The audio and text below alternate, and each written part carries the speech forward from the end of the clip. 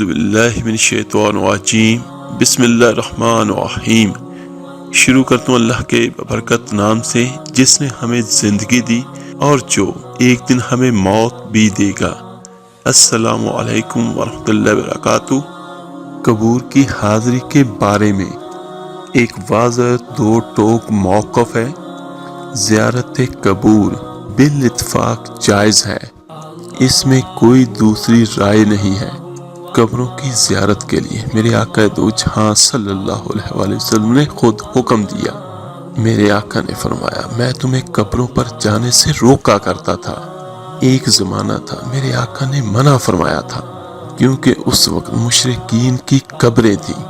پھر اس کے بعد جب جنت البقیع بنی اور اس طرح مختلف جگہوں پہ مسلمانوں کے قبرستان بن گئے، تو پھر میرے آقا نے حکم دے دیا، اس لیے کہ قبریں آخرت کی یاد دلاتی ہیں۔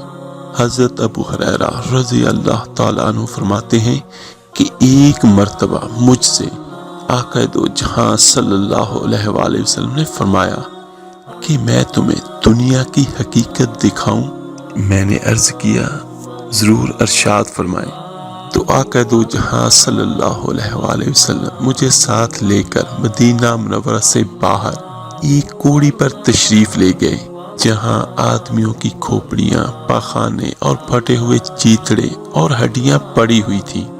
آقا دو جہاں صلی اللہ علیہ وآلہ وسلم نے ارشاد فرمایا، ابو ہریرہ یہ آدمیوں کی کھوپڑیاں ہیں، یہ دماغ اسی طرح دنیا کی حرص کرتے تھے جس طرح تم سب زندہ آج کل کر رہے ہو۔ یہ بھی اسی طرح امیدیں باندھا کرتے تھے جس طرح تم لوگ امیدیں لگائے ہوئے ہو۔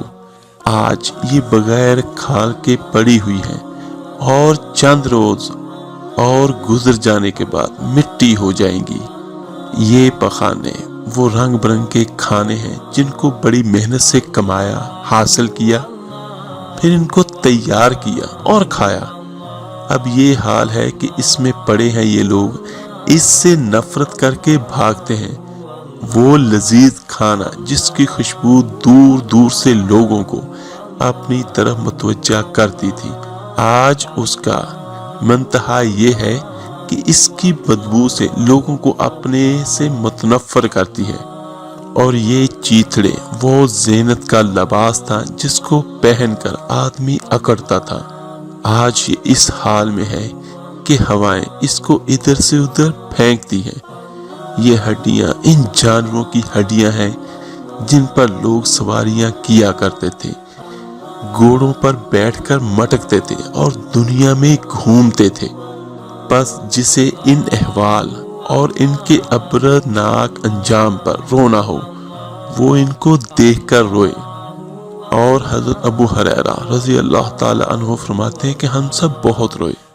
تو پھر ہم اپنے موضوع پہ چلتے ہیں کہ اب یہ سرکار کا حکم ہے کہ قبرستان جانے کی اجازت جب انہوں نے دی، اس میں نہ مرد کی تخصیص ہے نہ عورت کی تخصیص ہے۔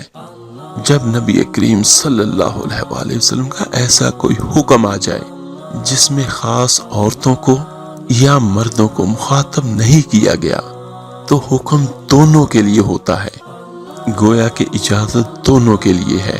اس قسم کی حدیثوں سے اجازت نظر آتی ہے کہ عورت مزار پہ بھی جا سکتی ہے اور قبرستان میں بھی جا سکتی ہے، لیکن فقہا نے یہ ضرور بیان فرمایا، چونکہ صحابہ کرام رضی اللہ تعالی عنہ نے اس بات پر اتفاق کر لیا تھا کہ فتنہ زمانہ کی وجہ سے عورتیں مسجدوں میں جماعت کے لیے حاضر نہ ہوں، تو جو جماعت واجب تھی اس سے عورتوں کو روک دیا، کیونکہ اس زمانے میں فتنہ ہے۔ تو قبرستان جانا اور مزارات پہ جانا زیادہ سے زیادہ مستحب ہے، یعنی جائیں تو ثواب ہو سکتا ہے اچھی نیت کے ساتھ، وہ بھی، ورنہ اگر نہ جائیں تو کوئی گناہ نہیں ہے عورتوں پہ۔ ترک جماعت میں تو پھر بھی کوئی گناہ کا پہلو تھا، لیکن فتنے کی وجہ سے جب اس کو صحابہ کرام نے منع کر دیا تو یہ مستحق احکام بترجہ علماء نہ ہوگا، لہذا فقہا نے ارشاد فرمایا کہ عورتیں اپنے گھروں سے ہی ایصال ثواب کریں، قبرستان اور مزارات نہ جائیں۔ لیکن اگر کوئی بہن جاتی بھی ہے اور شریعت کا لحاظ کر کے جاتی ہے تو ہم اس حاجی کو ناجائز یا حرام نہیں کہہ سکتے، لیکن ان میں شرائط کیا ہے؟ نمبر 1، اپنے محرم کے ساتھ جائے، اور اگر شوہر ہے تو ان کی اجازت سے، اور اگر ابھی کنواری ہے تو ماں باپ کی اجازت کے بعد، اور باپردہ طریقے سے گھر سے نکلیں۔ راستہ پرامن ہونا چاہیے، کوئی عزت وغیرہ کا یا ویسے لٹنے کا اندیشہ نہ ہو، اور اسی طرح جس مقام پہ وہ جا رہی ہیں عورتوں مردوں کا اختلاط نہ ہو، ملتے ہوئے نہ ہو، بے پردگی نہ ہو کہ ایک ساتھ گھس رہے ہیں اور قریب قریب ہیں۔ اگر عورتوں کا دروازہ الگ سے ہے، مردوں کا دروازہ الگ سے ہے، اور مردوں سے آمنا سامنا نہیں ہوگا، تو پھر ان شرائط کے ساتھ، اور پھر فقہا نے یہ بھی لکھا ہے وہاں پہ جا کر رونا پیٹنا نہ کریں یا ادب میں حد سے آگے نہ بڑھیں۔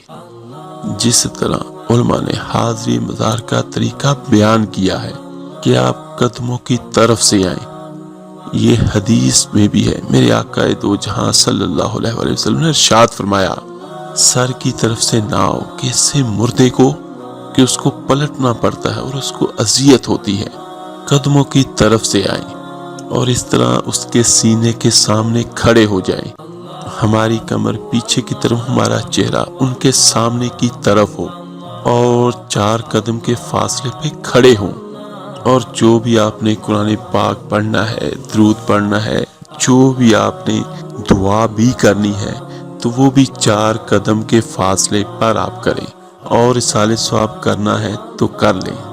اس کے بعد اللہ تعالیٰ کی بارگاہ میں دعا مانگیں اور بس ویسے ہی پلٹ آئیں۔ علماء نے منع کیا ہے کہ قبروں کو ہاتھ لگایا جائے، قبروں کو چوما جائے یا اور کسی ایسے بھی فعل کا ارتکاب، بلکہ ادب میں یہی لکھا ہے کہ ان سے چند قدم کے فاصلے پر رہیں۔ بہت ساری جگہوں پر یہ دیکھا گیا ہے، میں نے خود بھی دیکھا ہے اور سنا تو بہت ہے کہ قبروں پہ جا کر لوگ سجدہ بھی کرتے ہیں۔ اب یہ پتہ نہیں ان لوگوں کی تھنکنگ کیا ہے کہ وہ احترام میں کرتے ہیں یا کیا کرتے ہیں، لیکن یہ انتہائی غلط ہے، حرام ہے۔ یہ میرے بچوں، میں آپ کو وہ بات بیان کرتا ہوں جو قرآن میں اور حدیث میں ہے۔ اس کے بارے میں یہ ہے کہ میرے آقا دو جہاں صلی اللہ علیہ وآلہ وسلم کا ارشاد ہے کہ اگر میری شریعت میں اللہ کے سوا کسی کو سجدہ ہوتا تو عورت سے کہتا کہ وہ اپنے خاوند کو سجدہ کرے، وہ بھی صرف کس کو؟ صرف اپنے شوہر کو۔ اگر وہ بھی سجدہ جائز ہوتا تو جو لوگ قبروں پہ جا کر سجدے کرتے ہیں وہ اپنی آخرت کو برباد کر لیتے ہیں۔ اور دوسری بات، ہزاروں کے لاکھوں مزار ہیں بزرگان دینوں کے، اللہ کے ولیوں کے، اللہ کے دوستوں کے، جنہوں نے اپنی ساری زندگی اللہ کی رضا میں گزار دی اور اللہ کی رضا میں انہیں موت آ گئی۔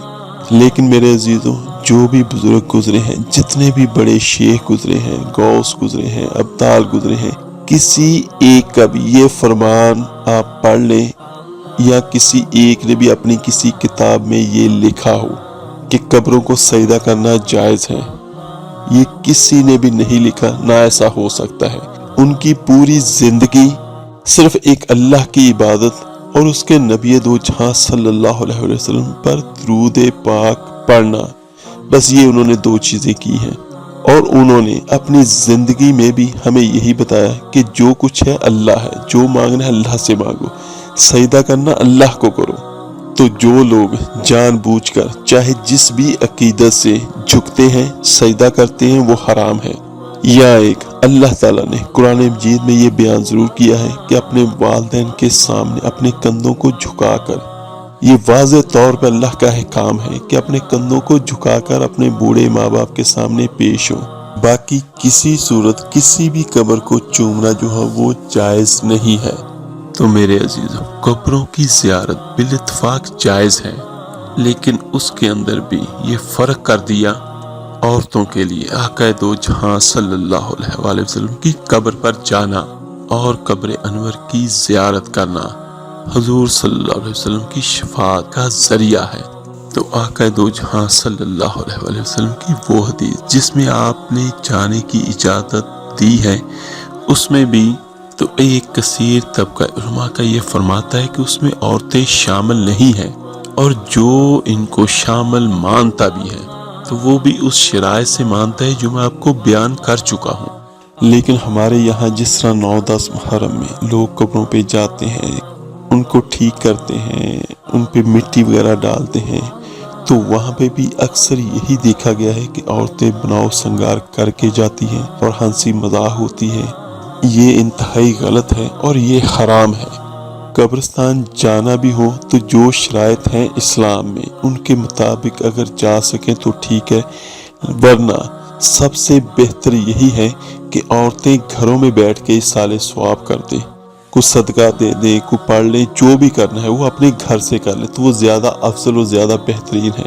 اب یہ دیکھ لیں کہ مرد کے لیے باہر جماعت کے ساتھ نماز پڑھنا افضل ہے اور عورت کا گھر میں نماز پڑھنا افضل ہے، اور گھر میں بھی کسی بند کمرے میں نماز پڑھنا وہ اس سے بھی زیادہ افضل ہے۔